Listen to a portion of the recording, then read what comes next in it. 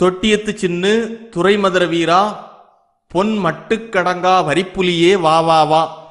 ஆதி கம்பை ஆற்றில் அருந்தவசு செய்து நிற்கும் சோதி காமாட்சி சிவசுந்தரியே வா வா வா.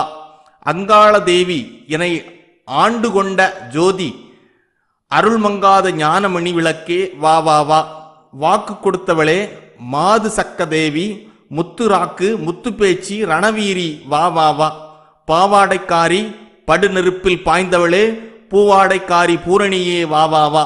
வல்லை கடாவும் வடபத்திரகாளி துர்க்கை எல்லை பிடாரி இருளாயி வா வா வா. உய்யும் வழியை உகந்தனக்கு தானருளும் வையம்பட்டி சடச்சி வாக்கு குதவ வா வா வா.